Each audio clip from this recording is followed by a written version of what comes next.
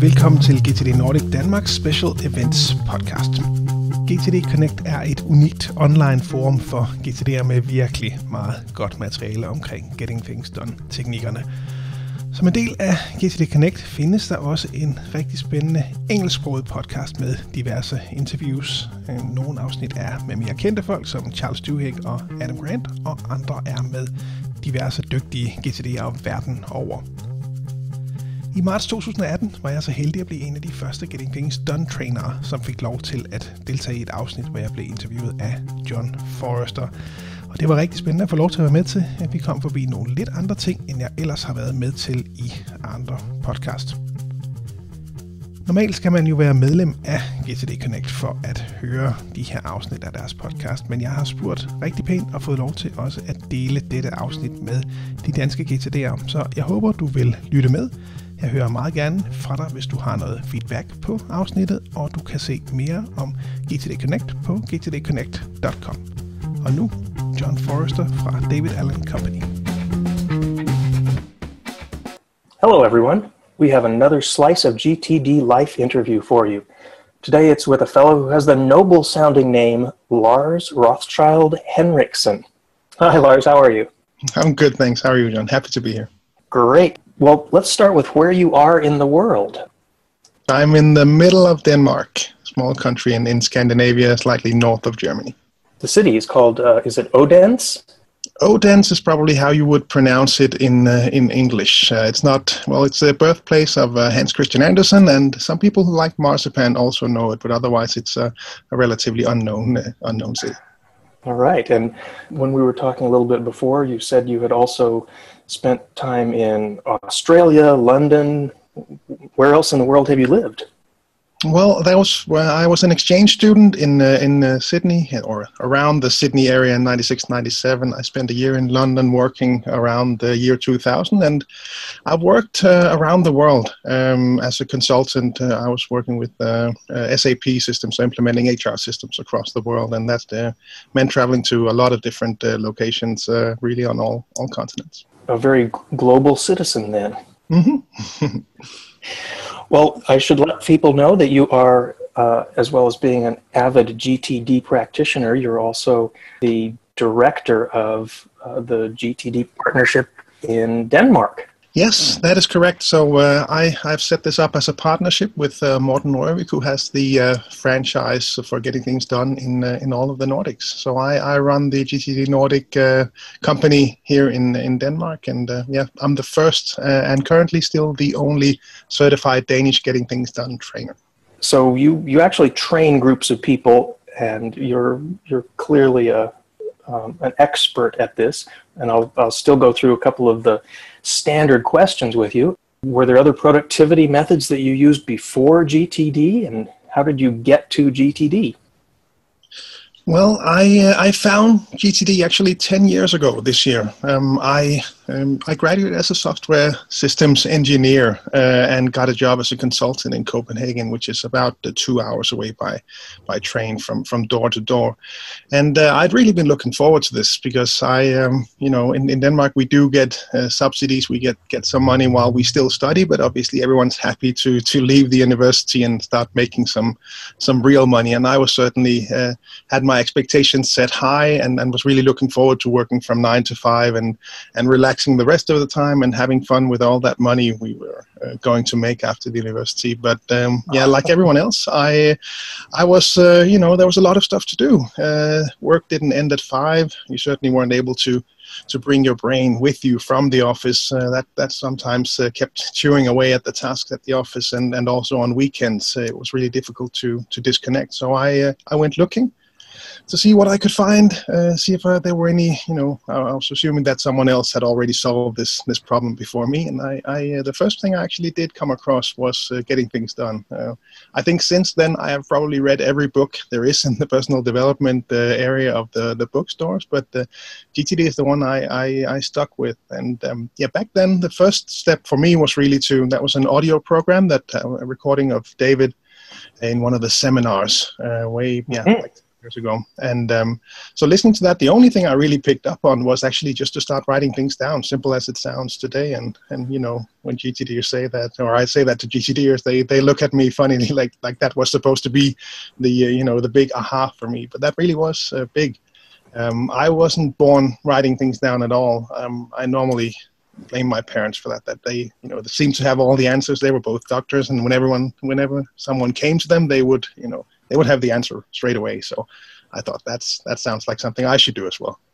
So simply just started writing things down. That was a big change for me. So I started doing that, and you know, I could clearly see a difference in being able to disconnect from work, being able to remember all the tasks that came to me, being able to prioritize the different tasks. So I picked up the book and read through it. And the key place for me was really managing my email inbox. That was the big thing. We were a small company, or a small branch in a worldwide company, and we were, you know, doing these HR systems implementations, and they were. Denmark being a small country, we were always, you know, a small part of the implementation, meaning that we would get less people holding our hands when we were running these projects. So we really had to stay on top of things on our own, and that meant a lot of stuff happening through emails. And so managing all my stuff there, getting in, you know, in front of my work, and also managing to get a bit ahead was clearly the benefit for me as well as for my colleagues, because they were able to see that, you know, well, if we send Lars an email, then we can at least to some extent trust that he will pick it up within you know, a reasonable amount of time. And also this you know, like we're skipping into GTD now, but the waiting for list, actually setting that up and being able to pick things up with people before we start new fires all the time. That was a big deal for me, and the people around me clearly noticed that as well. Okay, well, things are calming down a bit because we're moving ahead. So that was a big deal for me as well. And the final thing for me that I like to highlight was I started implementing the weekly review. So I had my lists. Back then they were set up in a system called Remember the Milk, which was a nice simple list manager. I think it's still around. Yes, and I would print my lists on Friday afternoon when I would get on the train, and I would have my 2 hours to get home. And that was just such a nice time to sit there and run through the list and cross things out that were done, and oh, that reminds me, and oh, that waiting for, that's done, so now I can do this. And you know, really emptying my head before I came home, and was able to connect online to enter those things. So when I got off at the train station in my town, well, there was really a clear mind and a way to be present with my family and friends over the weekend that just, you know, was never possible at all before GTD. So so by the time you got home at the end of the day on Friday, you'd done your weekly review, head's clear, and you can actually focus on your friends and family. Yes, and that really made a big difference, both with regards to, you know, enjoying life and enjoying the weekend, but also with regards to getting back to work on Monday, because it was, you know, easier to get back to work because you were more well rested, and also because work was prepared. You didn't have to show up at work and start thinking, okay, so what am I going to do now? The list was there, and it was just, you know, pick up the list and look through it and see, well, that makes sense to work on now, and here we go. I suspect that you set a great example and started transforming the culture with your coworkers too. Yes, so at least I tried, and I know a couple of them at least picked it up. And I did some presentations internally to my team. I did it to the Nordics team. I, you know, really tried to share this with my boss, my friends and family. Really, a lot of people got the GTD book. And then I set up the Getting Things Done Danish user group on LinkedIn, and that's how I got in touch with Morten about 4 years ago. And here we are. Oh, okay. And at some point you must have decided to switch your work over to being the director of GTD Nordic there in Denmark. So how did you reach that decision? That seems like a significant career change.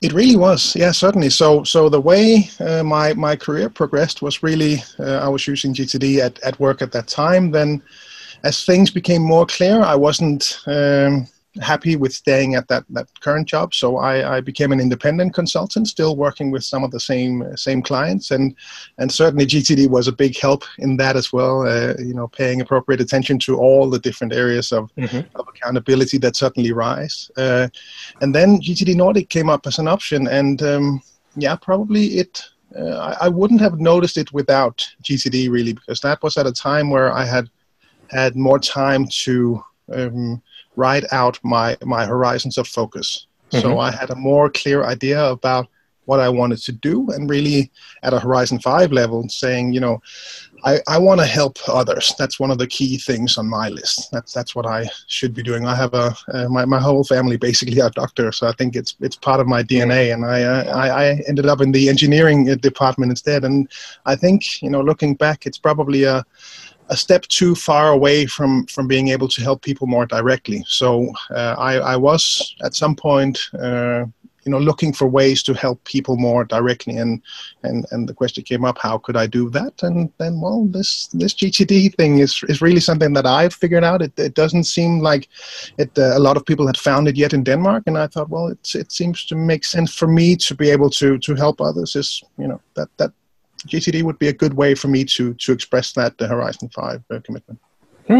So that getting clear about what was going on at Horizon 5 then generates goals, projects for you around becoming certified as a trainer, and lots of other smaller steps. Yeah, exactly.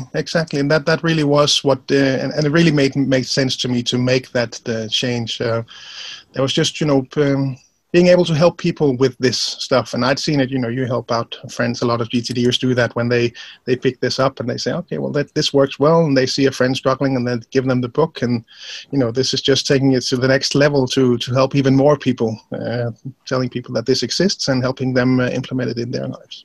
That's very inspiring. How about your system? Please tell us about what your current setup is for list management, email, reference, things like that. And then the big question, Windows or Mac? I've worked with both. So I think one of the good things about being a consultant is that I would join various projects and would get a laptop handed to me. So I would often get a Windows laptop, and at home I work with my Mac. So I have tried out various things. For my lists, I started with Remember the Milk, last mentioned. Then I switched to OneNote. I've tried out Wunderlist, used Outlook a couple of times in various projects. And today I'm using Todoist, and in a year I may be using something else. I like to change and try various systems to get a better idea of what's already out there. When it comes to emailing, well, I actually just use the standard Mac app client. It's pretty straightforward, and I have my action folder set up for each of the different accounts. I like that it collects them all in one unified inbox across the different email accounts. And my archive is split actually between OneNote and Evernote, depending on the content. So for meeting notes and things like that, I like Evernote just for pouring things into, and for OneNote for more of these structured things that I want to navigate to. So it's probably because I started with OneNote that it makes sense for me to have these two different archiving things. Otherwise, I would probably recommend one or the other. And then for support material, things like that, I have OneNote set up. I like the flexibility in that tool. We have OneDrive, Google Drive, things like that. And my physical archive is also pretty straightforward. As you know, we have a few additional letters after the C here, so a bit more spaces to archive things. And I have a separate archive for all my GTD related items. Well, you sound like you're very comfortable with digital tools, moving between different software applications. Yeah, and there are benefits to the different ones. A lot of people, Denmark is really a Microsoft country for the most part when it comes to the various companies here. So a lot of what we do is setting up Outlook and working within Outlook. And I think Outlook has some benefits as well that stands out from the others. Things like integrating across the different areas of functionality, so you can integrate better your emails with your tasks if you like to do that. These lists in Outlook, the way we set them up in the official recommendation, they don't show up unless there is something on that list. And I think it's a small thing, but it's actually nice that the view is as simple as it can possibly be. But that being said, I still use some physical things as well. I have my trusted note taker wallet, still use that on almost a daily basis. But obviously, as things progress here, Siri is a friend on my iPhone. We use that for things, the basic stuff. She's I don't know. I guess she's probably a lot better in English. She's not very good in in Danish, but we do use her, for the basic stuff like the grocery list and things like that. And we actually have a Google Home as well, and we do have some digital assistants set up to help us. And yeah, for the most part, they work out fine. I think when we start adding things like mango chutney and Kleenex and mozzarella, things like that, there's something funny ends up on the list. But then that just makes the shopping so much more fun when we try to figure out what we actually told. Yes, Siri does that in English. I can only imagine what she does in Danish. yeah, it's usually a laugh, a good laugh. And you said you mentioned to me that you have a son. Tell us about the family and how GTD may or may not yet be showing up at home. So my son, we have a son who is a bit over 2.5, and we have one on the way that should be due in about a month's time from now. Oh, congratulations. Thank you very much. Thank you. So they're both a bit small to learn GTD so far, but we have, I do have my inbox set up, and we have taught my son that, if something runs out of battery, then he can put that thing in in my inbox and expect that something will happen to it and it will be changed. So that works out well. Yeah, we use Siri. We synchronize, or we share these lists in just standard reminders in iOS from my phone to my wife's phone. So when we're out shopping, we have the updated lists. And also she partially uses GTD, I think she would say. She's very good at writing things down. She knows how the system works. And when we initially implemented it, I think she also got a taste of some of the creativity that sometimes comes with GTD. So when I give my presentations about GTD, we speak a bit about creativity. And I like to highlight her that, she learned GTD, and day after that, she, our living room table was full of knitwear and yarn and things like that. So it was clearly a change for her that she had there was some capacity in her mind now to focus on some more creative stuff. Oh, that's fantastic. That's a great example of freeing up the mind for something that's more fun and creative. Yeah. Was she a creative, artistic person for that, or did she just discover that after starting to write things down? No, I think it's probably always been there, but as we see with so many other people, it's just been hidden under various layers of all this other stuff I should do. But the good thing is that it stuck with her.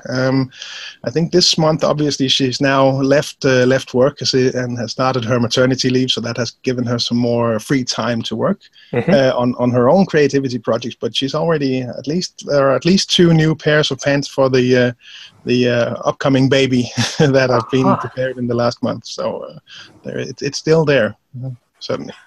That's leading me into, I was about to ask you how you share about GTD with others, but you've kind of already described that. How about... Obviously, we do share it a bit more than that, actually. So obviously, it's personal productivity. So it is personal how we use it, but she's with me in using Todoist. I do try to help her set it up. She has set it up for in a way that works for her, and we also do check in with each other at least on a maybe 6 months or yearly basis to align on these higher horizons. So we share them with each other. We usually around Christmas time, there's as in many other countries, we have our Christmas break, and that's a good time to open a good bottle of wine and sit down and talk about these things. At least that's what something that we like to do, and it's really nice to align on both the 1 or 2 year goals, but also on the longer term. What's the lifestyle in 5 years? Where are we heading? And for me, it's nice to know that we're working towards the same goals and we're aligned on those longer term horizons. Oh yes, Kelly and I have a similar thing we do at the end of the year where we look back at the year and review significant events and look forward at the year and talk about what we'd like to have happen, what we want to have true in a year from then. How about calendar? With your schedule, it seems as though you travel a fair amount. Do you have regular calendar reviews with your wife? We do that pretty much ad hoc. So we have shared calendars, and I have a number of work calendars that are also shared with her. So we do that as part of our individual weekly reviews, and then if there is, I have some specific days where I pick up our son or drop him off at daycare. And if those collide with a presentation that I'm giving or a seminar or something that is work-related or some other activities on her end, well, then we normally just send an invitation to the other to say, hey, can you drop him off at this time because I'm unable to, or something like that. So we really try to do that just automatically and get that into each other's calendar, and that's worked out really well, actually. Yeah, it sounds like you're very well coordinated with it, and which is a good thing, because when your second child arrives, I think that it may be geometrically more challenging that way. Yes. So I've heard that you think you've lost all free time when you get a baby, and then wait till you get the second one. Then you will find out that you really don't have any time for yourself. Yes, that's exactly what I've heard. That something happens. It's not just 1 + 1 is 2. What else would you like to share about how you approach GTD?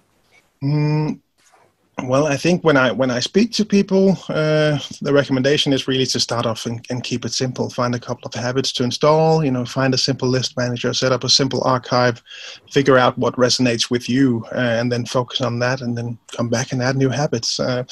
For me, I think I've challenged everything in the book. The more I look back on my history, the more it seems that I did everything the opposite way before I found GTD. And it took me a while to install all of these things because I was trying to find something that didn't work, or had an idea that I thought, this might work better, or this might work better. And it's just, give yourself time to implement these things. I worked with the Project's Next Actions for a long time before started using the horizons of focus, and that was fine for me. But there really is a lot once you start digging into these things. And then that's really, when I look back at how my system has changed. And when I started, it was really about getting clear and more productive, was very career oriented at that time.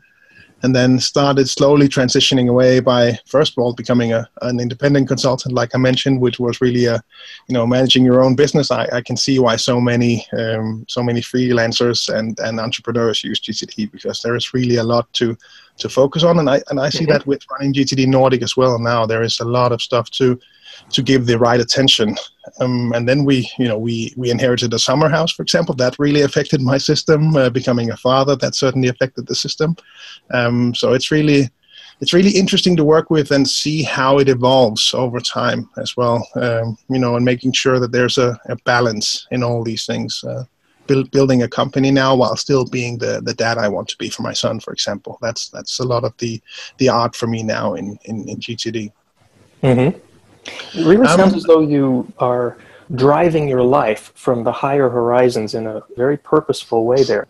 Well, I hope so, at least. It's probably sounds nicer when we talk about it now, and then when the day becomes hectic and I have to figure out what to do and run around, then it might not be as well thought out as it may sound now. But I think overall I am relatively well connected throughout these different horizons, and I think we were doing I think that was at the certification when we did it here in the Nordics with Morten, with its the batch of trainers that I was a part of. We were sharing our stories with GTD, and a lot of people had these personal stories about life-changing events where GTD had somehow saved us, or at least had an impact from some level. And for me, this event was really when my father was diagnosed with cancer a while back, and I had to be there for him and the family, maintaining my consulting task. I was working on a big project in Germany and the US at the time, so I had to take over part of his finances at home and his two business. Managing all that stuff, that was a big challenge, and there was simply no way to do that without GTD. So that's why it's probably it's just simply a way for me to work now, and it was another thing just popped in now that we speak about it, that we were evaluating new trainers to be here in Denmark, and Morten phrased that the value of GTD really well in a recent meeting with a potential trainer. He asked him what amount he could give him to stop practicing GTD. And this very smart guy just, stopped for a moment and thought and said, well, there really is no amount of money for him, because, that's just the way he thinks now and the way he works. There is just no other way for him to work with this. And I thought that was an interesting angle on it. Yeah, it really was. It really was. And it was fun to see this, this brilliant consultant just stop and, whoa, I don't know. I don't think I can do that. That really rings from what I've heard from many others, that GTD shines when something unexpected happens. Something unfortunate or fortunate, it doesn't really matter. But when life brings up a new change, a challenge, some kind of transition, that's when people really fall into their system more. Not off of it, but relying on it even more heavily. Yeah, and that's certainly my own personal experience, and I also see it when I work with people with GTD, and that's also part of the interest for me. Obviously, this is something I want to do. I want to help people, but it's also just interesting to see how we start off with the most mundane ways of writing things down and clearing inboxes, and that suddenly leads to how can I be the best father to my son. It's just so interesting to follow that journey. Both in my own use of GTD and I just saw this with a client, as recently as yesterday, actually. Where we start off with GTD is really figuring out where you are now and managing your life as it is. But I've seen it show up quicker than expected, or at least maybe I was slow to pick it up because of the way that my life was set up and how I approached this. But this guy I was working with, who is he was on the national soccer team, played in the English Premier League for a while as well, and he picked this up so quickly, and it was so we didn't work for long until he picked up the different direction. How can I be for example, a better father to my son? It just amazes me to see how we can go from these seemingly simple and things that you pick up, make decisions about, put that on a list. How can that suddenly affect these the most important things in our life? It's just it's very interesting to me to work. Well said. What's the best way for people to learn more about you? Is it your site they should visit, or any other resources you want them to look up? Yeah, I'm on Twitter, Lars Henriksen. I'm on LinkedIn, or just go to GTDnordic.dk to you can find all the contact information there. Okay, good. We'll include a link for that too. Great. Well, thank you so much for talking with us. Did I miss anything that you wanted to make a point of saying? No, I think we pretty much covered everything. Just take your time and build on these habits and take it slow. That's great advice. Thanks very much. We'll talk again soon. All right. Thanks a lot, John.